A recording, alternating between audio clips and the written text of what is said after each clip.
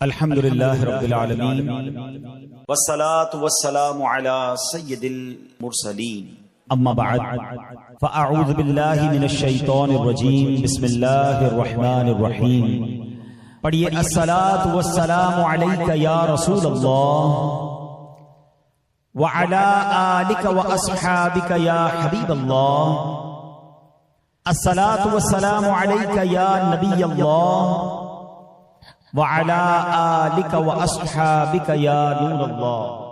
کیا خوبصورت اشعار شاعر لکھتے ہیں کہ محبوب کی محفل کو محبوب سجاتے ہیں، محبوب کی محفل کو محبوب سجاتے ہیں، اور آتے ہیں وہی جن کو سرکار بلاتے ہیں۔ وہ لوگ خدا شاہد قسمت کے سکندر ہیں، مبارک ہونے جنہوں نے یہ محفل سجائی، خرچ کیا، وقت دیا، کوشش کی۔ وہ لوگ خدا شاہد قسمت کے سکندر ہیں جو سرور عالم کا میلاد مناتے ہیں، اور آقا کی ثنا خوانی دراصل عبادت ہے۔ آقا کی ثنا خوانی دراصل عبادت ہے۔ ہم نعت کی صورت میں قرآن سناتے ہیں۔ قرآن پاک کو بھی اگر محبت کی نگاہ سے دیکھا جائے تو جا بجا نبی پاک علیہ الصلوۃ والسلام کی نعت ہمیں نظر آتی ہے، پیارے آقا کی شان نظر آتی ہے۔ شاعر لکھتے ہیں نا کہ پنجابی شاعر کہتے ہیں کہ دساں کی میں مصطفیٰ دی کیڑی سونی شان ہے، آپ دی تعریف وچ سارا ہی قرآن ہے، پڑھ کے تو ویکھ جیڑا مرضی سپارا، قسم خدا دی مینوں سب نالو پیارا۔ اللہ نبی پاک کی ثنا خوانی کرنے، ان کا ذکر کرنے کی زندگی بھر توفیق عطا فرمائے، اور اللہ کرے کہ جب زندگی کا آخری وقت آئے اس وقت بھی زبان پر کلمہ طیبہ جاری ہو، نبی پاک کا ذکر جاری ہو کہ میں سو جاؤں یا مصطفیٰ کہتے کہتے، میں سو جاؤں یا مصطفیٰ کہتے کہتے، اور پھر قیامت کے دن کھلے آنکھ صلی اللہ کہتے کہتے۔ درود پاک پڑھنے کے بے شمار فضائل و برکات ہیں۔ ایک بڑا ہی خوبصورت واقعہ، بلکہ کمال کی بات ہے کہ یہ واقعہ ہوا نہیں ہے، ہونے والا ہے، مگر سرکار دو عالم علیہ الصلوۃ والسلام جو اللہ کی عطا سے اللہ نے انہیں اپنی وحی کے ذریعے، اللہ نے اپنی عطاؤں کے ذریعے انہیں وہ نالج عطا فرمائی کہ جب ہم حدیثوں کو پڑھتے ہیں تو ایمان تازہ ہو جاتا ہے۔ نبی پاک نے قیامت کے دن پیش آنے والا ایک واقعہ بیان فرمایا۔ آقا علیہ الصلوۃ والسلام فرماتے ہیں قیامت کا دن ہوگا، حضرت آدم علیہ الصلوۃ والسلام سبز لباس پہنے عرش الہی کے سائے میں تشریف فرما ہوں گے، اور دیکھ رہے ہوں گے کہ ان کی اولاد میں سے کس کس کو جنت میں لے جایا جا رہا ہے، کس کس کو دوزخ میں لے جایا جا رہا ہے۔ آپ ابو البشر ہیں، سب کے والد ہیں، تو ہم سب ان کی اولاد میں سے ہیں۔ ہمیں جو آدمی کہا جاتا ہے نا، اس کی وجہ ایک یہ ہے کہ ہم حضرت آدم کی اولاد سے ہیں۔ وہ قیامت کے دن دیکھ رہے ہوں گے کہ میری اولاد میں سے کون کون جنت میں جا رہا ہے، کون کون دوزخ میں جا رہا ہے۔ اتنے میں حضرت آدم علیہ الصلوۃ والسلام کی نظر پڑے گی کہ جناب رسول اللہ صلی اللہ تعالی علیہ وسلم کا امتی، اسے فرشتے جہنم کی طرف لے جا رہے ہیں۔ حالانکہ آپ کی امت میں اور بھی، آپ حضرت آدم کی اولاد میں تو بہت سارے نبیوں کی امتیں ہیں، مگر جب سرکار دو عالم علیہ الصلوۃ والسلام کا امتی جہنم کی طرف جا رہا ہوگا تو حضرت آدم علیہ السلام پکاریں گے یا احمد، یا احمد، نبی پاک کو پکاریں گے۔ سبحان اللہ، نبی پاک علیہ الصلوۃ والسلام کو جیسے ہی یہ آواز ملے گی، سرکار دو عالم علیہ الصلوۃ والسلام حضرت آدم علیہ الصلوۃ والسلام کے پاس پہنچیں گے اور فرمائیں گے لبیک یا ابو البشر، اے ابو البشر فرمائیے کیا فرمانا ہے۔ تو حضرت آدم علیہ السلام کہیں گے کہ یہ آپ کا امتی ہے، فرشتے اسے جہنم کی طرف لے جا رہے ہیں۔ نبی پاک علیہ الصلوۃ والسلام فرماتے ہیں کہ جب میں یہ سنوں گا تو میں حضرت آدم علیہ الصلوۃ والسلام کی صدا سن کر فرشتوں کے پاس جاؤں گا، اور آقا فرمائیں گے اے میرے رب کے فرشتوں ٹھہر جاؤ۔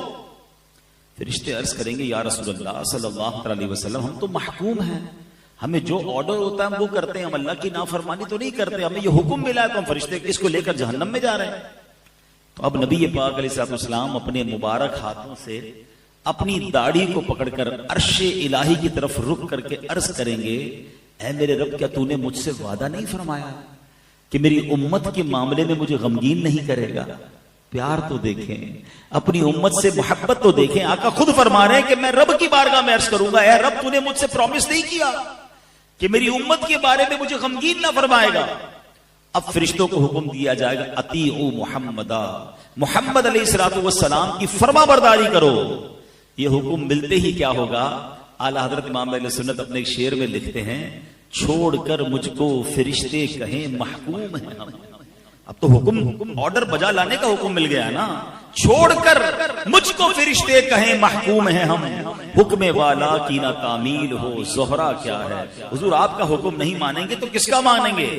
اب نبی پاک فرمائیں گے کہ اس بندے کو پھر میزان عمل پر لاؤ، اعمال تولے گئے ہوں گے، رزلٹ اناؤنس ہو گیا ہوگا، گناہ زیادہ ہوں گے، جہنم میں جانے کا فیصلہ ہو گیا ہوگا، مگر آقا فرمائیں گے پھر میزان پر لاؤ، پھر اس کی اعمال تولو۔ اب جب اس کے اعمال تولے جائیں گے تو نبی پاک علیہ الصلوۃ والسلام فرماتے ہیں میں اپنی جیب سے ایک کاغذ کا ٹکڑا نکالوں گا اور اس کی نیکیوں کے پلڑے پر رکھ دوں گا۔ جس کے گناہ زیادہ ہیں، نیکیاں کم ہیں، آقا فرماتے اب میں اپنی جیب سے ٹکڑا نکالوں گا کاغذ کا اور اس کے نامہ اعمال میں نیکیوں کے پلڑے پر رکھ دوں گا۔ نبی پاک فرماتے ہیں جیسے ہی وہ پرچہ رکھوں گا اس کی نیکیوں کا پلڑا بھاری ہو جائے گا۔ اچھا، اب جیسے ہی یہ سارا کچھ منظر ہوگا تو محشر میں ایک شور برپا ہو جائے گا، کامیاب ہو گیا، نیکیوں کا پلڑا بھاری ہو گیا، اب اسے جنت میں لے جاؤ۔ سبحان اللہ، اسی کلام کا شعر ہے نا، صدقے اس رحم کے اس سایہ دامن پہ نثار، صدقے اس رحم کے اس سایہ دامن پہ نثار، اپنے بندے کو مصیبت سے بچایا کیا ہے۔ اچھا، اب یہ سارا ماجرا تو ہو جائے گا، مگر کمال یہ ہے کہ جس بندے کا یہ معاملہ ہوگا نا وہ نہیں پہچانا ہوگا ابھی تک کہ یہ ہے کون سی ہستی جنہوں نے میرا اس مصیبت میں ساتھ دیا۔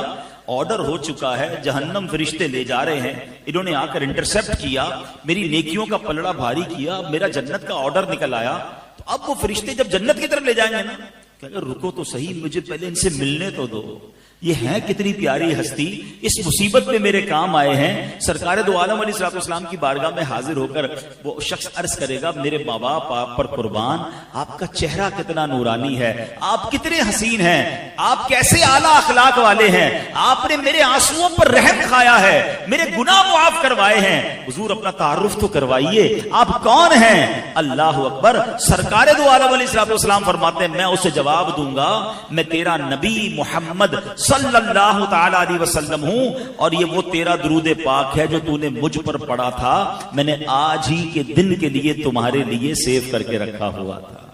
اللہ اکبر، اللہ اکبر۔ دو باتیں سیکھنے کو مل رہی ہیں اس حدیث میں، ایک کہ درود پاک کتنی کمال کی چیز ہے، یہ نیکیوں کا پلڑا بھاری بنانے والا عمل ہے، یہ اللہ کی رضا حاصل کرنے والا عمل ہے، اس سے بگڑے کام سنور جاتے ہیں۔ مگر انفارچونیٹلی پرابلم یہ ہے، کون سا ایسا بیان ہے، کون سی ایسی محفل ہے جس میں درود پاک کے فضائل بیان نہیں ہوتے، مگر اگر ہم دیکھیں تو یہاں بہت بڑی تعداد جو ہے پورا دن گزر جاتا ہے ایک بار بھی درود نہیں پڑھتے ہیں، حالانکہ یہ کثرت سے پڑھنے والا وظیفہ ہے۔ اگر میں یہاں سے پوچھنا شروع کروں تو سب کا کوئی نہ کوئی پرابلم ہوگا، کوئی بیمار بیٹھا ہوگا، کوئی قرضے میں ہوگا، کوئی کسی ڈیفیکلٹی، کوئی کس پرابلم۔ سچی بات بتاؤں، ہر درد کی دوا ہے صلی علی محمد، ہر درد کی دوا ہے صلی علی محمد، تعویذ ہر بلا ہے صلی علی محمد صلی اللہ علیہ وسلم، مگر پڑھتے نہیں ہیں، سوشل میڈیا پر گھنٹوں گزارتے ہیں۔ پلیز آپ کر کے دیکھیں ایک بار، آپ کسی بھی پرابلم میں نا ایک بار کر کے دیکھیں، آپ کثرت سے درود پاک پڑھنا شروع کر دیں، اپنی آنکھوں سے اپنی مصیبتیں حل ہوتے ہوئے دیکھیں گے، آپ کے شولڈر سے برڈن ریلیز ہوتے ہوئے آپ دیکھیں گے، آپ کے دماغ پر اگر کوئی ٹینشن ہے آپ اس پہ ریلیف ہوتا ہوا خود اپنی آنکھوں سے دیکھیں گے، آپ روزی میں برکت دیکھیں گے۔ یہ میں نہیں کہہ رہا، یہ نبی پاک کے فرمان ہیں، انہوں نے وعدے فرمائے ہیں، انہوں نے یہ حدیثیں ارشاد فرمائی ہیں، لیکن ہم نہ جانے کیوں درود پاک میں اس طرح انوالو نہیں ہوتے۔ اور پھر قیامت کے دن انشاءاللہ، یہ ایک حدیث نہیں ہے، کئی حدیثوں کو اگر آپ پڑھیں، سرکار دو عالم علیہ السلام فرماتے تم میں سے میرے سب سے زیادہ نزدیک قیامت کے دن وہ ہوگا جس نے مجھ پر سب سے زیادہ درود پڑے ہوئے۔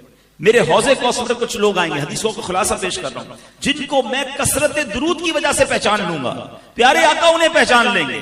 نبی یہ پاک کہیں فرما رہے ہیں کہ میں اپنے ساتھ جنت میں لے جاؤں گا جو درود پاک کثرت سے پڑھنے والے ہوں گے، تو کیوں نہ ہم درود پاک کثرت سے پڑھیں۔ تو اے میرے پیارے اسلامی بھائیوں، پہلی نیت تو آج کے اجتماع میں یہ کر لیں کہ انشاءاللہ اب روزانہ کثرت سے درود پاک پڑھیں گے۔ ایک بار محبت کے ساتھ پڑھ لیں، صلو علی الحبیب صلی اللہ تعالی علی محمد صلی اللہ علیہ وسلم۔ اس حدیث سے ایک اور جو خوبصورت بات سیکھنے کو ملی کہ سرکار دو عالم علیہ الصلوۃ والسلام قیامت کے دن کس طرح اپنے امتیوں کی شفاعت فرمائیں گے، کس طرح تلاش کر کر کے گناہگاروں کی بخشش کروائیں گے.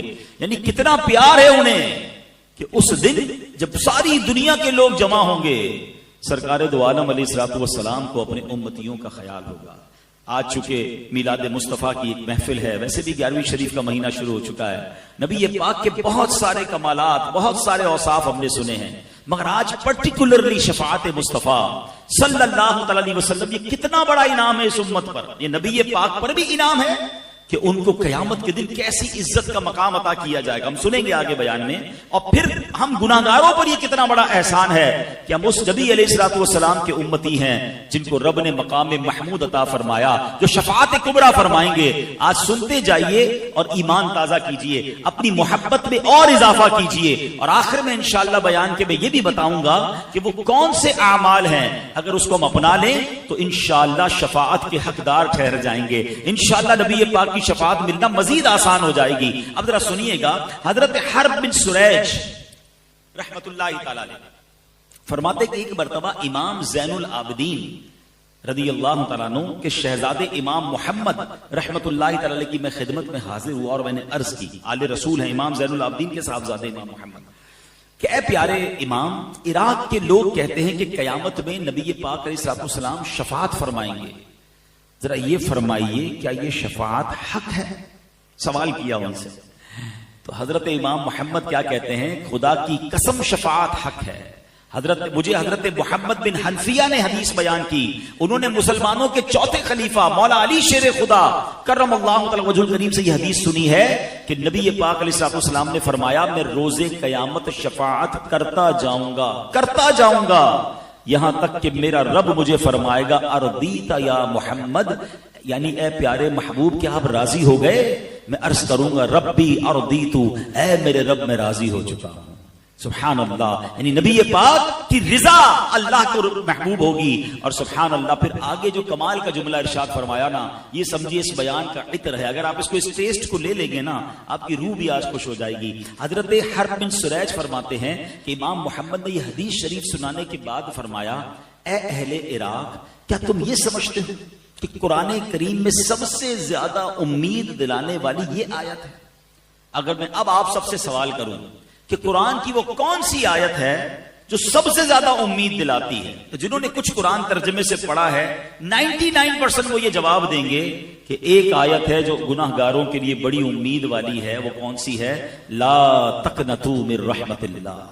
اللہ فرماتا ہے اللہ کی رحمت سے مایوس نہ ہونا، بڑی امید ہے نا اس میں. مگر امام محمد کیا فرماتے ہیں؟ کہتے نہیں، ہمارے نزدیک یہ نئی آیت نہیں ہے، بلکہ ہم تمام اہل بیت کا یہ متفقہ فیصلہ کہ سب سے زیادہ امید دلانے والی قرآن کی آیت یہ ہے جس میں رب نے ارشاد فرمایا وَلَسَوْفَ يُعْطِيكَ رَبُّكَ فَتَرْضَىٰ، اے محبوب ہم قریب تمہیں اتنا عطا فرمائیں گے کہ تم راضی ہو جاؤ گے. اچھا بڑی کمال کی بات ہے، اس میں تو سرکار دو عالم علیہ الصلوۃ والسلام کو عطا کیا جا رہا ہے نا، اس میں ہمیں کیوں خوش ہونا ہے؟ امت کے لیے کیا انعام ہے؟ اللہ اپنے حبیب سے فرما رہا ہے وَلَسَوْفَ يُعْطِيكَ رَبُّكَ فَتَرْضَىٰ، اے محبوب اب قریب تمہیں اتنا عطا فرمائیں گے کہ تم راضی ہو جاؤ گے. آپ کو پتہ ہے نبی پاک پر جب یہ آیت نازل ہوئی تو سرکار دو عالم علیہ الصلوۃ والسلام نے کیا فرمایا؟ آقا علیہ الصلوۃ والسلام نے اس کو فرمایا جب تک میرا ایک بھی امتی جہنم میں ہوا میں راضی نہیں ہوں گا.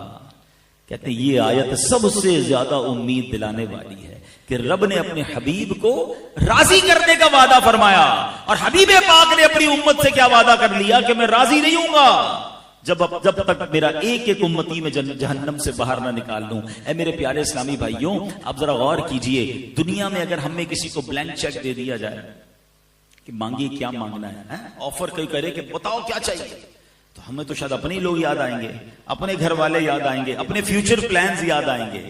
اللہ نے گویا نبی پاک کو اس آیت میں بلینک چیک عطا فرمایا وَلَسَوْفَ يُعْطِيكَ رَبُّكَ فَتَرْضَىٰ، اے محبوب ان قریب تمہارا رب تمہیں اتنا دے گا کہ تم راضی ہو جاؤ گے. آقا اپنے لیے مانگتے، اپنی آل کے لیے، اپنی فیملی کے لیے. اے امتیوں ہم سے کتنا پیار ہے کہ نبی پاک فرماتے جب تک ایک ایک امتی جہنم میں ہوگا، جب تک ایک بھی امتی جہنم میں ہوگا میں رب سے راضی نہیں ہوں گا، یعنی میں اس کو جہنم سے نکال لوں گا. اے میرے پیارے اسلامی بھائیوں، شفاعت کے بارے میں عقیدہ کیا ہونا چاہیے یہ بڑا ضروری ہے. اپنا بلیف سمجھ لیں ایز اے مسلم. ہمارا شفاعت کے بارے میں ہمارا عقیدہ کیا ہونا چاہیے؟ یاد رکھیے کہ ہمارے پیارے آقا علیہ الصلوۃ والسلام قیامت کے دن شفاعت فرمائیں گے، آپ کی شفاعت قبول کی جائے گی، اس کا عقیدہ رکھنا یہ واجب ہے. ٹھیک ہے؟ شفاعت مصطفیٰ کا انکار کفر ہے. کیوں کفر ہے؟ کہ شفاعت کا جو انکاری ہے وہ قرآن کی آیتوں کا انکاری ہے، وہ حدیثوں کا انکاری ہے، کیونکہ قرآن میں واضح طور پر محبوب پاک کی شفاعت کا بیان ہے. اب میں چند قرآن پاک کی آیتیں اور چند حدیثیں بیان کرتا ہوں کہ کہاں کہاں نبی پاک کی شفاعت کا بیان ہے. ایک تو یہی آیت وَلَسَوْفَ يُعْطِيكَ رَبُّكَ فَتَرْضَىٰ، اے محبوب ان قریب تمہارا رب تمہیں اتنا دے گا کہ تم راضی ہو جاؤ گے. اور نبی پاک کا یہ فرمانا کہ جب تک ایک امتی بھی جہنم میں ہوا میں راضی نہ ہوں گا، یہ پہلی آیت. اب دوسری سنیے، اللہ کریم ارشاد فرماتا ہے 26ویں پارے میں سورہ محمد آیت نمبر 19، ارشاد ہوا وَاسْتَغْفِرْ لِذَنبِكَ وَلِلْمُؤْمِنِينَ وَالْمُؤْمِنَاتِ. آسان ترجمہ قرآن کنز العرفان. اور اے حبیب اپنے خاص غلاموں اور عام مسلمان مردوں اور عورتوں کے گناہوں کی معافی مانگو. اب ذرا غور کیجئے، معاف کرنے والا کون ہے؟ رب ہے. جس نے معاف کرنا ہے وہ خود ہی نبی پاک کو کیا فرما رہا ہے کہ اپنی امت کے لیے مجھ سے استغفار کر لو تاکہ میں ان سب کی بخشش فرما دوں. اب بتائیے کیا نبی پاک رب کا کوئی فرمان ٹال سکتے ہیں؟ اس کا مطلب یہ ہوا کہ رب ہی نے فرمایا ہے کہ اے محبوب اپنی امت کی مجھ سے سفارش کرو، ان کے لیے استغفار کرو. تو قرآن کی یہ آیت بھی بتا رہی ہے کہ نبی پاک کو شفاعت کا حق عطا فرمایا، شفاعت کا تحفہ عطا فرمایا گیا. اور سبحان اللہ، اب آئیے پارہ 15 سورہ بنی اسرائیل آیت نمبر 79 میں ارشاد ہوتا ہے عَسَىٰ أَن يَبْعَثَكَ رَبُّكَ مَقَامًا مَحْمُودًا. کتنی خوبصورت آیت ہے. اللہ فرماتا ہے قریب ہے کہ آپ کا رب آپ کو ایسے مقام پر فائز فرمائے گا کہ جہاں سب تمہاری حمد کریں گے. مقام محمود کیا ہے؟ نبی پاک سے ہی سوال کیا گیا کہ یا رسول اللہ مقام محمود کیا ہے؟ فرمایا ہوا الشفاعہ، وہ شفاعت ہے. سبحان اللہ، مقام محمود نبی پاک علیہ الصلوۃ والسلام کو جب عطا کیا جائے گا نا، وہ قیامت کے دن ایسا نرالا منظر ہوگا. اللہ اکبر. انشاءاللہ عاشقان رسول اس دن کے انتظار میں ہیں. سیدی اعلیٰ حضرت کہتے ہیں نا عرش حق ہے مسند رفعت رسول اللہ کی، دیکھنی ہے حشر میں عزت رسول اللہ کی. خدا کی قسم اس دن نبی پاک کی عزت ساری دنیا دیکھے گی. اور یہ بھی یاد رکھیے گا کہ اس دن صرف مسلمان نہیں غیر مسلم بھی مان جائیں گے. جو آج نبی پاک کی شفاعت کے منکر ہیں وہ بھی مان جائیں گے، کیونکہ رب نے انہیں مقام کیسا دینا ہے وہ اپنی آنکھوں سے سب کچھ ہوتا ہوا دیکھ رہے ہوں گے. وہ مقام کیسا ہوگا؟ آئیے حدیث پاک کا خلاصہ سنیے اور ایمان تازہ کیجئے. نبی پاک کی خصوصیت یہ ہے کہ روزے قیامت پیارے آقا علیہ الصلوۃ والسلام سب سے پہلے اپنے روضہ مبارک سے باہر تشریف لائیں گے. جیسے ہی آپ اپنی قبر انور سے باہر آئیں گے، قبر سے تو سارے لوگ قیامت کے دن نکلیں گے نا، مگر فرسٹ آف آل سب سے پہلے جو اپنی قبر مبارک سے نکلیں گے وہ رسول پاک علیہ الصلوۃ والسلام ہوں گے. اور جیسے ہی اپنے روضے سے آپ باہر نکلیں گے 70,000 فرشتے تعظیم اور احترام کے لیے حاضر ہو جائیں گے. کیا شاندار پروٹوکول ہوگا نبی پاک علیہ الصلوۃ والسلام کا. پھر آپ کی خدمت میں براق پیش کیا جائے گا، جنتی سواری پیش کی جائے گی جس پر سوار ہو کر آپ میدان محشر کو تشریف لائیں گے. اللہ اکبر. اب سنیے نبی پاک کے فرمان، ایمان تازہ ہو جائے گا. آقا فرماتے انا سید ولد آدم یوم القیامہ، قیامت کے دن میں تمام اولاد آدم کا سردار ہوں گا. ایک روایت میں فرمایا انا اولہم خروجا، قیامت کے دن سب سے پہلے میں ہی اپنی قبر انور سے باہر تشریف لاؤں گا. وانا قائدہم اذا وفدوا، جب سب بارگاہ الہی میں پیش ہوں گے میں سب کا پیشوا ہوں گا. وانا خطیبہم اذا انصتوا، جب سارے لوگ خاموش ہو جائیں گے کسی میں جرت نہیں ہوگی بات کرنے کی، میں خطیب ہوں گا. وانا مستشفعہم اذا حبسوا، جب انہیں روک لیا جائے گا حساب شروع نہیں ہو رہا ہوگا میں ان کی شفاعت کروں گا. وانا مبشرہم اذا ایئسوا، جب سب مایوس ہوں گے میں انہیں خوشخبری سناؤں گا. الکرامۃ والمفاتیح یومئذ بیدی، اس دن بزرگی اور عزت بھی میری ہوگی اور جنت کی چابیاں بھی میرے ہاتھ میں ہوں گی.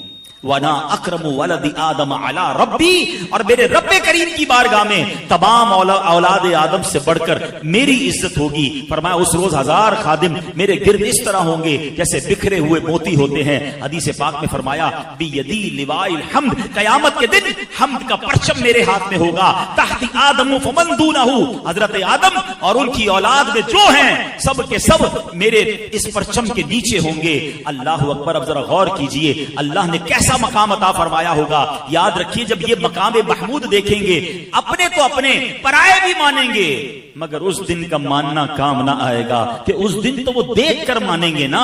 ارے ماننا آج ہے, عزت آج کرنی ہے, عقیدہ آج مضبوط کرنا ہے. یہی بات تو سیدی اعلیٰ حضرت لکھتے ہیں کہ آج لے ان کی پناہ, آج مدد مانگ ان سے, آج لے ان کی پناہ, آج مدد مانگ ان سے, پھر نہ مانیں گے قیامت میں اگر مان گیا. قیامت میں تو غیر مسلم بھی مان جائیں گے جب ایسا مقام دیکھیں گے. اب تصور کیجئے وہ کیسا دن ہوگا. زمین تانبے کی ہوگی, سورج 1.25 میل پر ہوگا, لوگ اپنے پسینے میں ڈبکیاں کھا رہے ہوں گے, انتظار ہوگا کہ ختم نہیں ہو رہا ہوگا. کبھی گرمی کے اندر ہمیں کوئی 5-10 منٹ باہر کھڑا کر دے اور کہے جناب 10 منٹ رکیے اور 10 منٹ بعد آئیے گا, وہ 10 منٹ نہیں کٹتے ہیں کیونکہ پسینے سے بندہ شرابور ہو جاتا ہے, بندہ فوراً کوئی سایہ ڈھونڈتا ہے. مگر اس دن اللہ کے عرش کے سوا کوئی سایہ نہ ہوگا.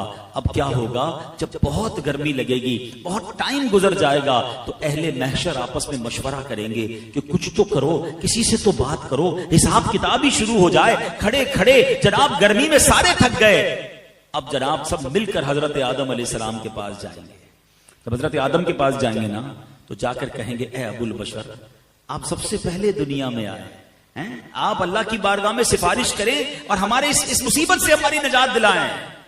کیا ہوگا؟ حضرت آدم کہیں گے نفسی نفسی اذهبوا الی غیری. آج جیسا رب نے غضب کیا ہے پہلے ایسا غضب کبھی نہ کیا ہوگا, کسی اور کے پاس جاؤ. یہ سارے محشر کے لوگ ڈھونڈتے ڈھونڈتے حضرت نوح علیہ السلام کے پاس پہنچیں گے. اے نوح, آپ آدم میں ثانی ہیں, آپ صفی اللہ ہیں, آپ اللہ کی بارگاہ میں, آپ نجی اللہ ہیں, آپ اللہ کی بارگاہ میں ہماری سفارش کریں.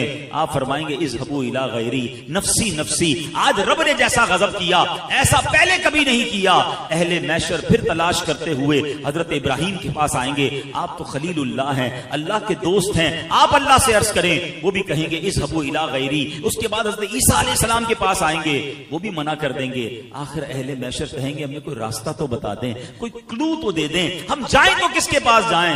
جب یہ سب گھوم پھر کر حضرت عیسیٰ کے پاس آئیں گے نا, حضرت عیسیٰ کہیں گے ایک ہی شخصیت ہے جو آج مدد کر سکتی ہے, وہ اللہ کے آخری نبی ہیں, وہ رحمت للعالمین ہیں, جناب رسول اللہ صلی اللہ علیہ وسلم کے پاس چلے جاؤ, آج وہ تمہاری مدد کریں گے, انہی کے ہاتھ میں شفاعت کا دروازہ ہے. اللہ اکبر. اب یہ اہل محشر جب حضرت جناب رسول اللہ صلی اللہ علیہ وسلم کے پاس آئیں گے تو میرے آقا علیہ السلام یہ نہ کہیں گے اذهبوا الی غیری. آقا فرمائیں گے انا لہا انا صاحبکم, آؤ میرے غلاموں, آج میں اسی دن کے لیے ہوں. سبحان اللہ. اسی منظر کو کس خوبصورت انداز میں مولانا حسن رضا خان صاحب لکھتے ہیں نا, وہ لکھتے ہیں کہیں گے اور نبی اذهبوا الی غیری, کہیں گے اور نبی اذهبوا الی غیری.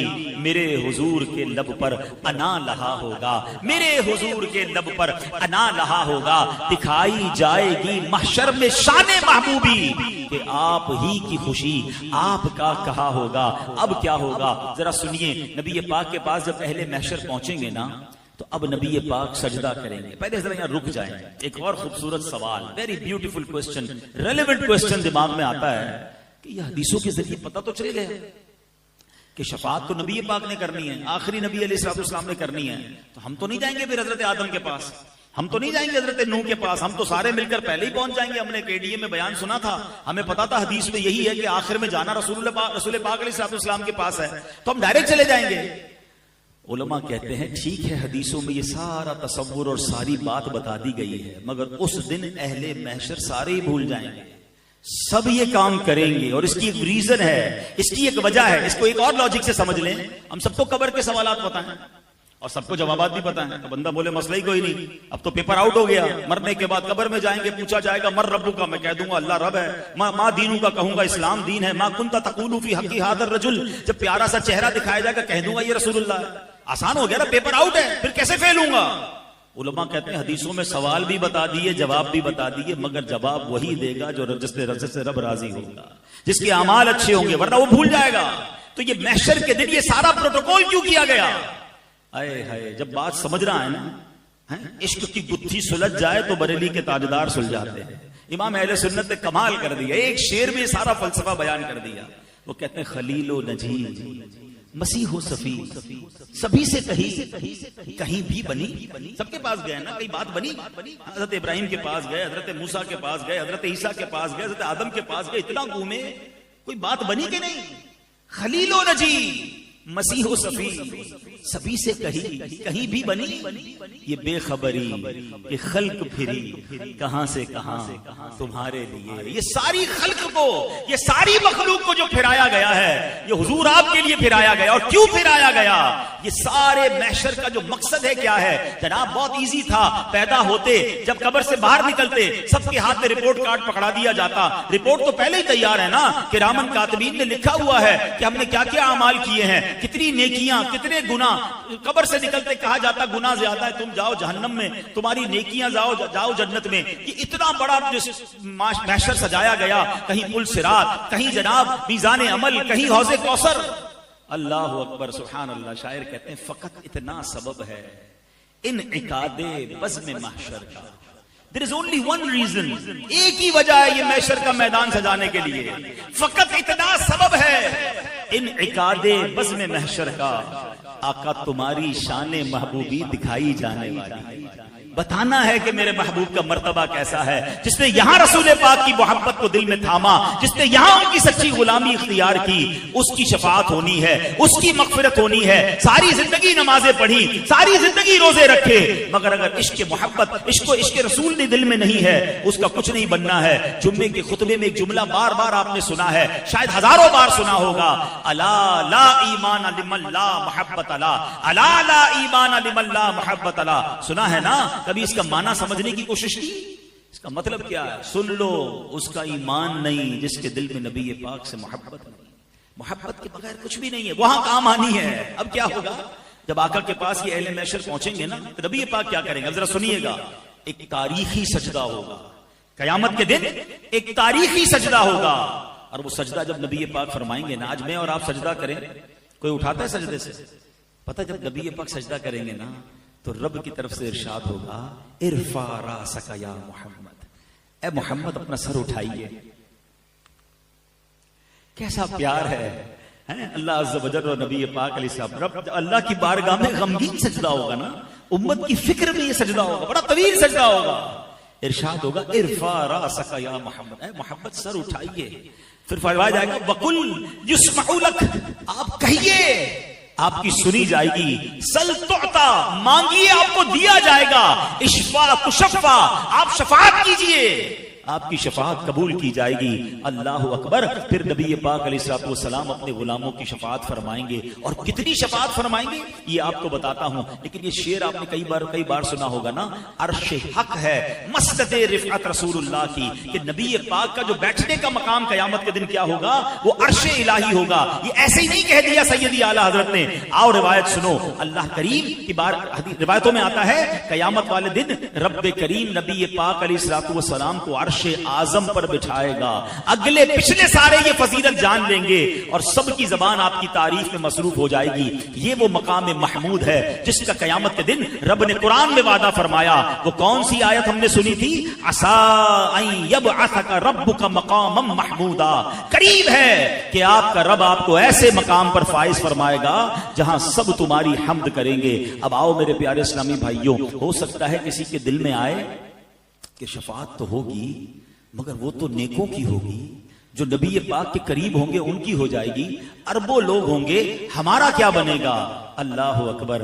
ایسے ہی نہیں، نبی پاک ہمارے اتنے پیارے آقا ہیں، ایسے امت کے غمخار ہیں، ایسے فکر مند ہیں. سنو، نبی پاک علیہ السلام فرماتے ہیں مجھے دو باتیں مجھے اختیار دیا گیا، کہ دو باتیں ہیں، آپشن دیا گیا کہ یا تو آپ کی آدھی امت کو جنت میں داخل کر دیا جائے یا آپ شفاعت لے لیں. سنیے گا حدیث پاک. There were two options. یا تو half of your ummah will go in Jannah، آپ کی آدھی امت بخش دی جائے، یا آپ شفاعت لے لیں. نبی پاک فرماتے میں نے شفاعت کو حاصل کر لیا کیونکہ وہ اس سے زیادہ برکت والی ہے، اس میں گنجائش زیادہ ہے. یعنی میں اپنی ساری کی ساری امت کو بخشوا لوں گا. ایک اور جگہ نبی پاک علیہ الصلوۃ والسلام فرماتے ہیں شفاعتی للہالکین من امتی، شفاعت میری امت کے ان لوگوں کے لیے ہے جنہیں گناہوں نے ہلاک کر دیا، میرے آقا گناہ گاروں کو تلاش کر کر کے شفاعت فرمائیں گے۔ سبحان اللہ۔ امام مولانا حسن رضا خان صاحب اسی کیفیت کو بیان کرتے ہیں نا، وہ کہتے ہیں وہ پاک دل کے نہیں جس کو اپنا اندیشہ ہجوم فکر و تردد میں گر گیا ہوگا، اس دن سارے لوگ رو رہے ہوں گے، گھبرائے ہوئے ہوں گے، ہمارا کیا ہوگا؟ ارے نبی پاک تو بخشے بخشائے ہیں نا، مگر ان کے دل پر بھی فکر ہوگی، وہ بھی رنج میں ہوں گے، وہ اپنے لیے نہیں، وہ کس کے لیے؟ وہ امت کے لیے غمزدہ ہوں گے۔ فرماتے ہیں میں اللہ کی بارگاہ میں کھڑا رہوں گا، اپنے ممبر پر نہیں بیٹھوں گا، ہر نبی کے لیے ممبر بنایا گیا ہوگا، مگر میں رب کی بارگاہ میں کھڑا رہ کر اس لیے کھڑا رہوں گا کہ مجھے یہ ڈر ہوگا کہ کہیں مجھے جنت میں نہ بھیج دیا جائے اور میری امت پیچھے نہ رہ جائے۔ آپ سمجھ رہے ہیں اس بات؟ میں اور آپ تمنا کیا کر رہے ہیں کہ قیامت کے دن جلدی جلدی جنت میں بھیج دیے جائیں۔ نبی پاک فرماتے مجھے یہ خوف ہوگا کہ کہیں مجھے جنت میں نہ بھیج دیا جائے، میری امت پیچھے نہ رہ جائے۔ اللہ اکبر۔ ایسا خیال تو ماں باپ بھی نہیں کرتے اپنے بچوں کا جو نبی پاک اس دن فرمائیں گے۔ یہی بات مولانا حسن رضا خان صاحب لکھتے ہیں کہ عزیز بچے کو ماں جس طرح تلاش کرے، ارے کسی کا ماں کا بچہ گم ہو جائے کیسے ڈھونڈتا ہے؟ عزیز بچے کو ماں جس طرح تلاش کرے، خدا گواہ یہی حال آپ کا ہوگا۔ ہزار جان فدا نرم نرم پاؤں سے پکار سن کے اسیروں کی دوڑتا ہوگا۔ ارے اپنے مبارک پاؤں سے کبھی ادھر سے کوئی پکار رہا ہوگا، کوئی ادھر سے پکار رہا ہوگا، اور آقا دوڑ دوڑ کر انہیں بچا رہے ہوں گے۔ کوئی قریب ترازو، کوئی لبے کوثر، کوئی صراط میں ان کو پکارتا ہوگا۔ کسی کو لے کے چلیں گے فرشتے سوئے جہیم، وہ ان کا راستہ پھر پھر کے دیکھتا ہوگا۔ آقا مجھے جہنم میں لے جایا جا رہا ہے، یا رسول اللہ میری شفاعت فرمائیے، اور آقا کرم فرما کر اس کی شفاعت فرمائیں گے۔ یہ حال نبی پاک کا قیامت کے دن ہوگا، اور خود فرماتے ہیں میں اپنے ممبر پر اس وقت تک نہیں بیٹھوں گا جب تک میرے امتیوں کو جہنم سے نہ نکال لوں۔ ایک اور حدیث پاک میں آتا ہے، نبی پاک فرماتے ہیں روئے زمین پر جتنے درخت اور پتھر ہیں، قیامت کے دن میں ان سب کی تعداد کے برابر آدمیوں کی شفاعت کروں گا۔ اتنی شفاعت فرمائیں گے، اتنی شفاعت فرمائیں گے۔ اللہ اکبر۔ ایک اور جگہ روایت میں ملتا ہے کہ ہر نبی کو ایک دعا دی گئی ہے۔ ویسے تو نبی کی ہر دعا قبول ہوتی ہے، مگر ایک اسپیشل دعا دی گئی کہ وہ جو مانگے گے انہیں عطا کیا جائے گا۔ نبی پاک نے پتہ کیا فرمایا؟ فرمایا ہر نبی نے اپنی دعا دنیا میں کر لی ہے، میں نے وہ دعا قیامت کے دن بچا کے رکھی ہے، اور وہ اس دن میں اپنی امت کے لیے کروں گا۔ اللہ اکبر۔ پیار تو دیکھے ہم سے۔ میں اب نوجوانوں سے 2 منٹ بات کرنا چاہتا ہوں۔ ہم لوگ کہتے ہیں میں فلاں فٹ بالر سے پیار کرتا ہوں، مجھے فلاں ایکٹر سے پیار ہے، مجھے فلاں کرکٹر بڑا اچھا لگتا ہے۔ گھر میں جاؤ تو تصویریں لگائی ہوئی ہیں، اس کو ایڈمائر کر رہے ہیں، اس کو فالو کر رہے ہیں، اس جیسے کپڑے، اس جیسے بال، اس جیسے سٹائل۔ کبھی پوچھوں اس سے کہ بھائی کبھی وہ جو بڑا آدمی جس کو آپ فالو کرتے ہیں، دیوانے اس نے کبھی آپ کا کوئی خیال کیا، آپ کو جانتا ہے؟ نوجوان کہتے ہیں ہمیں کیسے جانے گا، اس کے تو اربوں کروڑوں فالوورز ہیں، ہم تو کبھی ملے نہیں ہیں، بس اس کو دیکھا ہے، دیوانے ہو گئے ہیں، وہ ہمیں جانتا بھی نہیں، ہمارا خیال کہاں سے رکھے گا؟ اب مجھے بتاؤ تم اس کو چاہتے ہو کہ جو تمہیں جانتا نہیں ہے، جس نے کبھی تمہارا خیال نہیں رکھا؟ میں اس کی محبت کی بات کر رہا ہوں کہ میں اور آپ پیدا نہیں ہوئے تھے، 1400 سال پہلے جو ہمیں یاد کرتے تھے، جو راتوں کو جاگتے تھے، ہمارے لیے آنسو بہاتے رہے، معراج کی شب امت کو یاد کیا، اور آپ دیکھیں محشر کے دن کیا حال ہوگا۔ ارے واقعی اگر کسی سے محبت کرنی ہے، کسی پر فدا ہونا ہے، تو رسول پاک سے بڑھ کر کوئی ایسی ہستی نہیں ہے۔ اعلیٰ حضرت کہتے ہیں نا، جو نہ بھولا ہم غریبوں کو رضا، جو نہ بھولا ہم غریبوں کو رضا، یاد اس کی اپنی عادت کیجیے۔ اب آئیے، باتیں تو بہت ساری ہیں، مگر اب میں کچھ وہ اعمال بتا دیتا ہوں حدیثوں کے ذریعے، جس کے بارے میں نبی پاک نے فرمایا کہ یہ عمل کرنے والے کو میری شفاعت ملے گی۔ شفاعت حاصل کرنی ہے نا، تو کچھ ایسا بننے کی بھی تو کوشش کریں۔ پیارے آقا فرماتے قال لا الہ الا اللہ خالصا من قلبہ۔ ایک دن نبی پاک سے حضرت ابو ہریرہ نے پوچھا، یا رسول اللہ قیامت کے دن آپ کی شفاعت کی سعادت کون پائے گا؟ کون آپ کی شفاعت حاصل کر سکتا؟ کتنا خوبصورت جواب دیا، قال لا الہ الا اللہ خالصا من قلبہ۔ فرمایا جس نے دل کے اخلاص کے ساتھ کلمہ طیبہ پڑھا ہوگا وہ شفاعت کا حق۔ گروئنگ ریلیجن آن ارتھ، اس وقت دنیا میں سب سے تیزی سے اسلام پھیل رہا ہے، لیکن ایک بات یاد رکھیے کہ ایسا نہیں ہے کہ کوئی مسلمان اسلام سے پھر نہیں سکتا. قرآن کیا کہتا ہے؟ یا ایھا الذین آمنوا اتقوا اللہ حق تقاتہ ولا تموتن الا وانتم مسلمون. اے ایمان والو اللہ سے ڈرو جیسا کہ ڈرنے کا حق ہے, اور مت مرنا نہیں مگر مسلمان. دیر از اے بگ کوسچن. شروع میں کہا جا رہا ہے ایمان والو, تو ایمان والا تو موت بھی مرے گا. ہمارا تو کانسیپٹ یہی ہے نا کہ بھائی مسلمان ہو گیا, اب کیا ہے, اب تو انشاءاللہ ایمان کے ساتھ جائیں گے. نہیں, قرآن وارن کر رہا ہے ولا تموتن الا وانتم مسلمون, مت مرنا مگر مسلمان. It means there is some type of doubt کہ ایمان مرنے سے پہلے چھینا جا سکتا ہے. آپ کو پتا ہے سرکار دو عالم علیہ السلام کے صدقے ہمیں ایمان ملا ہے نا. نعت میں پڑھتے نا, تیرے صدقے میں آقا سارے جہاں کو دین ملا. مگر وہ کیا دعا کرتے؟ یا مقلب القلوب ثبت قلبی علی دینک, اے دلوں کو پھیرنے والے میرے دل کو اپنے دین پر ثابت قدمی عطا فرما. تو پلیز دو باتیں کرنی. ایک تو ایمان کی فکر کرنی ہے, ایمان کی حفاظت کے لیے دعا کرے, کچھ تھوڑی سی فکر کرے. آپ کی قیمتی گاڑی ہے, قیمتی موبائل ہے, قیمتی اشیاء ہے, اس کی حفاظت کی فکر کرتے ہو. سب سے زیادہ قیمتی کیا ہے میرے اور آپ کے پاس؟ وہ ایمان ہے. اور ایمان بہت سارے طریقوں سے چھن سکتا ہے. ایک تو یہ ہے کہ بندہ دعا کرے. اس کی وجہ کیا ہے کہ ہمارا سب سے بڑا دشمن کون ہے؟ قرآن کہتا ہے انہ لکم عدو مبین, شیطان, اوپن اینیمی. قرآن کہتا ہے. تو یہ شیطان پتہ کیا چاہتا ہے؟ الٹیمیٹ گول شیطان کا کیا ہے کہ وہ تو جہنم میں جائے گا نا, بے ایمان ہے. وہ چاہتا ہے میں ان کا بھی ایمان کسی طرح چھین لوں اور یہ بھی میرے ساتھ جہنم میں جائے. تو اب اس کے پلانز ہیں, اس پلانز کو سمجھنا ہوگا. برے خاتمے کے اسباب میں علماء کہتے ہیں بری صحبت, گناہوں کی تکرار, بار بار ہر وقت گناہ کرتے رہنا. حدیث پاک میں آتا ہے جب بندہ ایک گناہ کرتا ہے نا, اس کے دل پر ایک سیاہ ڈاٹ لگ جاتا ہے. دوسرا کرتا ہے, پھر تیسرا کرتا ہے, پھر ایک ڈاٹ. کرتے کرتے کرتے پورا دل ہی سیاہ ہو جاتا ہے. اب اس پر ہدایت کی کوئی بات اثر نہیں کرتی. ایسے بھی کئی لوگ ہوتے ہیں جب بھی دین کی بات کرو انہیں الجھن شروع ہو جاتی ہے, چڑ آتی ہے. قرآن کی بات کرو, حدیث کی بات کرو, برا لگتا ہے. وہ کہیں بیٹھ نہیں سکتے دین کی محفل میں. چیک کرو کہیں دل تو سیاہ نہیں ہو گیا, کیونکہ دل سیاہ ہو گیا تو شیطان کا اٹیک کامیاب ہو سکتا ہے, ایمان چھین سکتا ہے. دوسرا پرابلم جو ایمان چھین سکتا ہے وہ کفریہ کلمات ہے. اب باقاعدہ پلان کیا ہے شیطان نے. ہمارے بچوں کو پتہ نہیں, ہمارے نوجوانوں کو پتہ نہیں ہے. فلمی گانوں میں کفریہ کلمے ڈال دیے, کامیڈی شو کے اندر عجیب عجیب سے جب چٹکلے آ رہے ہیں جس میں کبھی جنت کا مذاق, کبھی دوزخ کا مذاق, جہنم کے عذاب کا مذاق اڑایا جا رہا ہے. ہم تو جہنم میں جائیں گے, معاذ اللہ کہ وہاں فلاں لوگ بھی ہوں گے. یعنی آپ کو اس طرح ہنسایا جا رہا ہے اور لوگ ہنس بھی رہے ہیں, اس کو ریپیٹ بھی کر رہے ہیں, حالانکہ یہ نہیں پتا.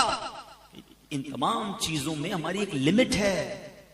ہم اس لمٹ کو کراس کریں گے تو دائرہ اسلام سے خارج ہو سکتے ہیں. تو ہمیں ان تمام چیزوں کا علم, بری صحبتوں سے بچنا ہے, بولتے سے پہلے خیال کرنا ہے. ہر جگہ بولنا نہیں ہوتا, ہر بات میں آپ اپنی لب کشائی نہیں کر سکتے. تو بہرحال یہ ٹاپک تو بہت لمبا ہے, لیکن میں ایک مشورہ دے دیتا ہوں, پھر اگلے ٹاپک پر آتا ہوں. ایک کتاب میں آپ کو سجیسٹ کرتا ہوں, one of the beautiful book on that subject. بلکہ میں کہوں کہ صدیوں میں ایسی کتاب نہیں لکھی گئی ہے. اللہ سلامت رکھے امیر اہل سنت, فاؤنڈر آف دعوت اسلامی, مولانا الیاس قادری صاحب کو کتاب کا نام ہے کفریہ کلمات کے بارے میں سوال و جواب. آپ بلیو کریں, ایک بار اس کتاب کو پڑھ لیں, کہتے ہیں نا ذہن کی کھڑکیاں کھل جائیں گی کہ یار یہ جملے تو مذاق میں کہہ رہے ہوتے ہیں, ہم تو دوستوں میں بیٹھ کے کہہ رہے ہوتے ہیں, ہمیں پتہ ہی نہیں ہے. مگر وہ جملے بعض اوقات زبان سے نکلتے ہیں جو بندے کو ایمان سے خارج کر دیتے. یہ شاکی پلان کر کے داخل کیے گئے ہیں ہماری گفتگو میں, ہمارے محاوروں میں, ہمارے جناب فلموں ڈراموں کے اندر. تو ایمان کی فکر کریں. ولا تموتن الا وانتم مسلمون, مت مرنا مگر مسلمان. اب بھی ہو سکتا ہے کسی کے ذہن میں خیال آئے کہ یار یہ مولانا صاحب نئی بات لے آئے, بھائی یہ کہاں ایمان کیسے ختم ہوگا, بھائی مسلمان ہیں, مسلمان ہو کے وہ ایمان سے جائیں گے. چلو پیران پیر شیخ عبد القادر جیلانی کی بات سنو. اولیاء اللہ کا مائنڈ سیٹ ہی اور تھا.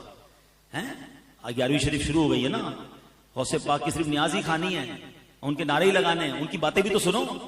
شیخ عبد القادر جیلانی فرماتے ہیں آج عید کا دن ہے, عید کا دن ہے. عبد القادر کے لیے عید کا دن وہ ہوگا جب اپنا ایمان سلامت لے کر قبر میں جائے گا. کون کہہ رہا ہے؟ ولیوں کے سردار. کتنا خوف ہے. اصل عید وہ ہوگی جب ایمان سلامت لے کر جاؤں گا. ہمیں ٹینشن ہی کوئی نہیں جناب. اعلیٰ حضرت نے 100 سال پہلے ایک بات سمجھائی تھی. سونا جنگل, رات اندھیری, چھائی بدلی کالی ہے, سونے والو جاگتے رہیو, چوروں کی رکھوالی ہے. آج ہو کیا گیا ہے کہ قرآن کی انٹرپریٹیشن کرنے، حدیث بیان کرنے، دین بیان کرنے نت نئے لوگ آ رہے ہیں جو کہیں سے علم دین سیکھا نہیں ہے، چند کتابیں پڑھ لی، چند لاجکس پڑھ لی اور لوگ ان کی باتیں سن رہے ہیں. اور یہی تو وہ ایمان کے ڈاکو ہیں کہ جو آپ کے دل میں ایک ایسی سوئی چبو دیں گے کہ کسی کو اولیاء کرام سے دور کریں گے، کسی کو صحابہ سے دور کریں گے، کسی کو علماء سے دور کریں گے. الٹیمیٹ گول یہ ہے کہ انہیں اسلام سے دور کرنا ہے. آپ کی پہلے بنیادیں ہلکی ہوں گی نا، جب آپ اولیاء سے بھی دور، صحابہ سے بھی دور، علماء سے بھی دور ہو جائیں گے تو اینڈ آف دا ڈے اسلام سے بھی دور ہو جائیں گے. یہ پلان ہے، آپ لوگ سمجھ نہیں رہے اور انہیں سنی جا رہے ہیں. تو ہمیں دین بھی ان سے سیکھنا ہے جو باقاعدہ سرٹیفائیڈ عاشق رسول علماء کرام ہے، تاکہ ہمارے دین کی اساس مضبوط رہے. کبھی آپ نے یہ کیا کہ آپ کا گھر بنانا ہو اور آپ کہیں یار ڈاکٹر دوائی بڑی اچھی دیتا ہے، جب جاتا ہوں علاج ٹھیک ہو جاتا ہے، چلو گھر بھی اسی سے بنا لیتا ہوں. آپ کہیں گے نہیں یار ڈاکٹر اچھا ہے مگر بلڈر نہیں ہے. ایک بلڈر سے گھر بنایا، اس نے گھر بہت اچھا بنایا، اس نے کہا گھر بڑا اچھا بنایا، بقرعید میں جانور بھی اسی سے کٹوا لیتا ہوں. کہ نہیں یار وہ کسائی تھوڑی ہے، وہ بلڈر ہے. تو یو نو کہ جس کا جو کام ہے وہ اس سے سیکھتے ہیں، تو دین بھی اس سے سیکھے نا، کہ جو دین کا ایکسپرٹ ہو. جس کی جو مرضی سوشل میڈیا پر آ کر بیان شروع کیا، ہم نے سننا شروع کیا اور کنفیوز ہونا شروع کیا. یہی تو پلان ہے کہ کسی طرح مسلمان، کہیں کوئی کوشش کر رہا ہے ان کے دل سے عشق رسول نکال دیں، کوئی کوشش کر رہا ہے اولیاء کی محبت نکال دیں، کوئی کوشش کر رہا ہے صحابہ کی محبت نکال دیں، کوئی چاہتا ہے اہل بیت امام حسین کی محبت دل سے نکال دیں. سارے پلانز ہیں. دیکھیں ہمیشہ کوئی نہیں کہے گا اللہ کی محبت دل سے نکالو، کوئی نہیں کہے گا اسلام سے پھر جاؤ. وہ پہلے آپ کی بنیادیں کاٹ رہے ہیں کہ ایک ایک کر کے یہ ساری بنیادیں کٹیں. آخری الٹیمیٹ گول ایمان ہے. تو پلیز ان چالوں کو سمجھیے. اعلیٰ حضرت نے کہا تھا آنکھ سے کاجل صاف چرا دیں، یہاں وہ چور بلاتے ہیں، تیری گٹھڑی تاکی ہے اور تو نے نیند نکالی. آنکھ سے کاجل کون چرا سکتا ہے؟ اتنے شاطر ہیں کہ کاجل بھی چوری ہو جائے گا، آنکھ کو پتہ بھی نہیں چلے گا. یہی ہو رہا ہے کہ دین کے نام پر ایمان چھیننے کی کوشش ہو رہی ہے. But nobody care. ایسا نہ کریں. علماء کرام سے مربوط رہیں، عاشقان رسول علماء کرام کی صحبت اختیار کریں، انشاءاللہ ایمان مضبوط رہے گا. اور باتیں تھیں مگر میں ایک عشق والی بات پر اب اپنا بیان ختم کرتا ہوں. عادل میں نے جو وقت دیا تھا وہ پورا ہو گیا ہے، لیکن اب جو میں بات کروں گا انشاءاللہ وہ بھی خوش ہو جائیں گے، آپ بھی خوش ہو جائیں گے، سب کے چہروں پہ مسکراہٹ بھی آئے گی، کچھ کی آنکھیں بھی نم ہو جائیں گی. شفاعت حاصل کرنی ہے نا، تو ایک ایسی جگہ ہے جہاں چلے جاؤ شفاعت واجب ہو جائے گی. آقا فرماتے من زار قبری وجبت لہو شفاعتی، جس نے میرے روزے کی زیارت کی اس پر میری شفاعت واجب ہو جائے. آئے ہائے، یہ وہ دربار ہے جہاں جاؤ تو شفاعت واجب ہو جاتی ہے. اچھا مدینے کی زندگی بھی نرالی، مدینے کی موت بھی نرالی. آقا فرماتے تم میں سے جس سے ہو سکے مدینے میں مرے، کہ جو مدینے میں مرے گا میں اس کی شفاعت کروں گا. ادھر کی موت بھی نرالی. اعلیٰ حضرت کہتے ہیں نا طیبہ میں مر کے ٹھنڈے چلے جاؤ آنکھیں بند، سیدھی سڑک یہ شہر شفاعت نگر کی ہے. تو مدینے جایا کیجئے اور یاد رکھیے، اس کی تڑپ رکھیے، اس کی دعا کیجئے، اس کی التجا کیجئے. اگر کوئی مجھے غریب سن رہا ہے نا اور اب دل میں یہ خیال آ رہا ہے کہ یار مدینے تو امیر جا سکتے ہیں، اتنے سارے پیسے، پاسپورٹ، ٹکٹ، تو یہ آپ کی بھول ہے. مدینہ پیسے سے نہیں جاتا بندہ. ہاں میں نے اربوں پتی دیکھے ہیں، ساری دنیا دیکھی ہے، مدینہ نہیں دیکھا. اور کئی غریب دیکھے ہیں جن کے پاس رہنے کو گھر نہیں ہے، آقا نے کئی بار انہیں مدینہ دکھا دیا ہے. کہاں کا منصب، کہاں کی دولت، قسم خدا کی ہے یہ حقیقت، جنہیں بلایا ہے مصطفیٰ وہی مدینے کو جائے. مدینے جانے کے بہانے ڈھونڈا کر، ہاں مدینے نہ جانے کے بہانے نہیں ڈھونڈا کر. لوگ کہتے ہیں یار ابھی ذرا کاروبار سیٹ ہو جائے، تھوڑی بچی کی شادی ہو جائے، فلاں کام اٹکا ہے، جیسے ٹھیک ہوگا پھر جاؤں گا عمرہ کرنے، پھر جاؤں گا حج کرنے، پھر جاؤں گا مدینے. اعلیٰ حضرت کہتے ہیں نا پھر نہ کروٹ لی مدینے کی طرف، پھر نہ کروٹ لی مدینے کی طرف. ارے چل جھوٹے بہانے، وہاں کے لیے تو بہانہ تلاش کرے. آپ کو مثال کے طور پر کوئی پلاٹ پسند آ جائے، آپ گھر کی کوئی چیز بیچ کے پلاٹ لے لیتے ہیں. کوئی گاڑی خریدی ہے، بندہ کہتا ہے زیور بیچ لو گاڑی لینا ہے. مدینے کے لیے بھی ایسے ہی کیا کرو، کچھ آگے پیچھے کرنا بھی پڑے نا، چلے جایا کرو مدینے. ہاں اور یہ نہ سوچو یہ کام سدھرے گا پھر جاؤں گا، یہ کام نپٹے گا پھر جاؤں گا. ارے ادھر جاؤ، سارے کام نپٹتی ادھر سے ہیں. مٹتے ہیں جہاں بھر کے آلام مدینے میں، بگڑے ہوئے بنتے ہیں سب کام مدینے. میں نے امیروں سے زیادہ سخی غریبوں کو دیکھا ہے. کچھ غریب تو کمال کرتے ہیں. اور صحیح بتاؤں جیسا غریب مدینے پہنچتا ہے نا اس کا صدقہ مل جائے. میں کئی ایسے غریبوں کو دیکھا. ایک بار میں نے ایک سے پوچھا، میں نے کہا یار مدینے آئے ہو کیسے آئے؟ کہتے جوڑ کے جو کچھ تھا نا سب خرچ کر دی. میں نے کچھ بھی نہیں، کچھ بھی نہیں، جو تھا کچھ چیزیں تھی وہ بھی بیچ دی. میں نے کہا اب کہتے لینے آیا ہوں، خالی کر کے آیا ہوں، اب لینے آیا ہوں، اور اس گلی میں آیا ہوں کہ اس گلی کا گدا ہوں میں جس میں مانگتے تاجدار۔ یہ کمال کرتے ہیں، یہ سب کچھ ختم کر کے پہنچ جاتے ہیں مکے مدینے، اب بھر کے آتے ہیں۔ امیر یہی سوچتا رہتا ہے 3 لاکھ کا ٹکٹ ہو گیا، 50,000 کا ویزا ہو گیا، ابھی اتنے، حالانکہ کروڑوں لاکھوں روپے ادھر ادھر خرچ ہو رہے ہوں گے، مکے مدینے حج کا خرچہ ہی چھپ رہا ہوتا ہے ان کو۔ یہ مت کرنا، یہ رہ جائے گا، اور یہ نصیب والوں کو ملتا ہے۔ شوق پیدا کرے، دل میں ایسا شوق آ جائے کہ زندگی کا سب سے بڑا شوق یہی بن جائے۔ وہ پنجابی شاعر کہتے ہیں نا، مینوں شوق مدینے جاون دا، میرے دل وچ حسرت ہور نہیں، آقا تیری مرضی ساڈا تے کوئی زور نہیں، ہمارا کوئی زور نہیں۔ کروڑوں روپے ہوں آپ کے پاس، اگر بلاوا نہیں تو نہیں جا سکتے، بس مانگتے رہیں، عرض کرتے رہیں۔ اور خدا کی قسم دنیا میں کئی شہر ہیں جو آپ 2 4 5 بار کے بعد دیکھنا نہیں چاہتے۔ بندے کی فیوریٹ جگہ بھی ہونا، بندہ کہتا ہے دیکھ لیا یار اب کہیں اور چلو، کتنی بار جائیں اس ملک میں، کتنی بار جائیں اس شہر میں، مگر مدینہ وہ شہر ہے کہ 1000 بار دیکھے جی نہیں بھرتا۔ بلکہ سچی بات یہ، جس نے جتنا دیکھا ہے نا وہ اتنا تڑپ رہا ہے، نہ دیکھنے والا بھی تڑپ رہا ہے، دیکھنے والا زیادہ تڑپ رہا ہے۔ شربت دید نے ایک آگ لگائی دل میں، تپش دل کو بڑھایا ہے بجھانے نہ جانے۔ کیسی گلیاں اور کیسی فضائیں ہیں۔ صحابہ نے تو نبی پاک کی خوشبو سونگی تھی نا، آقا کے جسم سے مشک سے زیادہ خوشبو پیاری آتی تھی، اور صحابہ کرام گلی کے کنارے کھڑے ہو کر پہچان لیتے تھے کہ نبی پاک یہاں سے گزرے ہیں۔ مگر سچی بات یہ ہے 1450 سال ہو گئے، کسی عاشق رسول کی آنکھوں پر پٹی باندھیں، ہاں اس کو مدینے لے جائیں، بتائیں نا کہاں لے جا رہے ہیں۔ اگر وائرس نہیں ہے نا ناک میں، پہلے آیا تھا کووڈ وائرس، سونگنے کی صلاحیت ختم ہو گئی تھی، اگر اب بھی کچھ لوگوں کے عجیب عجیب وائرس ہوتے ہیں، عشق رسول ہے، اگر عشق رسول ہے تو پھر کیا ہوگا؟ آنکھوں پہ پٹی باندھ کر مدینے لے جائیں، وہ بتائے گا۔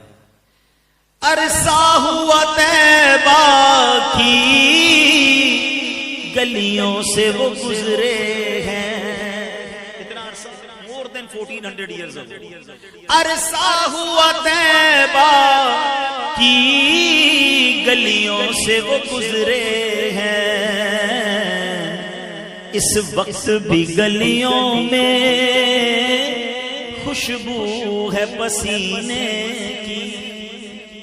آج بھی مدینے کی گلیاں بتا رہی ہیں کہ کس کا مسکن ہے، کس کا شہر ہے۔ تو مدینے جایا کرو، اس کی تڑپ دل میں رکھیں، درود پاک کی کثرت کریں، کیونکہ وہاں شفاعت ملتی ہے۔ من زار قبری وجبت لہو شفاعت، یا کا فرماتے جس نے میرے روضے کی زیارت کی اس پر میری شفاعت واجب ہو گئی۔ اللہ بار بار مکہ پاک مدینہ طیبہ کی حاضری نصیب فرمائے، ہم سب کو نبی پاک سے سچی محبت عطا فرمائے، وہ اعمال کرنا نصیب فرمائے جو نبی پاک کی رضا والے ہیں، ان اعمال سے بچائے جس سے آقا راضی ہو جاتے ہیں۔ ایک عمل بتا دیتا ہوں جو نبی پاک کی ناراضی والا سبب عمل ہے۔ آقا فرماتے فمن رغب عن سنتی فلیس منی، جس نے میری سنت سے منہ موڑا وہ مجھ سے نہیں۔ تو قیامت کے دن اگر آقا نے یہ کہہ دیا کہ جاؤ میں تمہاری شفاعت نہیں کرتا، تم تو میری سنت پر عمل ہی نہیں کرتے تھے بلکہ سنت کا مذاق اڑاتے تھے، کدھر جائیں گے؟ سنت کو تھامیے۔ اور الحمدللہ آج کے دور میں ایک ایسا ماحول ہے جہاں ہر قدم پر سنت کی بات کی جاتی ہے، سنتوں بھرا اجتماع، سنتوں بھرا بیان، سنتوں بھرا ماحول، سنتوں بھرا مدنی قافلہ۔ دعوت اسلامی والے آپ کو قدم قدم پر سنتوں کی باتیں کرتے نظر آتے ہیں۔ تو آئیے اس ماحول سے وابستہ ہوں، دعوت اسلامی کے مرکز فیضان مدینہ آتے جاتے رہا کریں، ہمارا مدنی چینل دیکھیں، اس طرح کے بیان سننے ہوں تو مدنی چینل ہے، سوشل میڈیا پہ اپنا ہمارا اکاؤنٹس فالو کریں، تو یہ بیان سنتے رہیں گے تو عشق رسول میں اضافہ ہوگا، نبی پاک سے محبت میں اضافہ ہوگا۔ اللہ کرے کہ گناہوں بھری زندگی چھوڑ کر ہم سنتوں بھری زندگی گزارنے میں کامیاب ہو جائیں۔ آخر میں گزارش یہ ہے کہ عاشقان رسول کی بڑی پیاری تحریک دعوت اسلامی، جس نے سب سے پہلے تو میں اس مسجد کا تحفہ دیا، اور الحمدللہ دنیا بھر میں 600 کے قریب مسجدیں سال میں دعوت اسلامی بناتی ہے، ہزاروں مدارس موجود ہیں، لاکھوں بچے اس میں پڑھ رہے ہیں، بغیر فیس کے پڑھ رہے ہیں، دعوت اسلامی کی برکت سے غیر مسلم مسلمان ہو رہے ہیں، ویلفیئر کے کاموں کے ذریعے ہزاروں لاکھوں لوگوں کی امداد دنیا بھر میں کی جا رہی ہے۔ تو بہت بڑا نیٹ ورک ہے جو چند منٹوں میں تو بیان نہیں ہو سکتا۔ بس گزارش یہ ہے کہ اپنی زکوٰۃ میں، اپنے ڈونیشن میں، اپنے عطیات میں اور اپنے فطرے میں اپنی دعوت اسلامی کا بھرپور ساتھ دیں۔ رب کریم سے دعا ہے کہ رب کریم ہم سب کو دل کھول کر اپنی راہ میں خرچ کرنے کی توفیق عطا فرمائے۔ آمین بجاہ النبی الامین صلی اللہ علیہ وسلم۔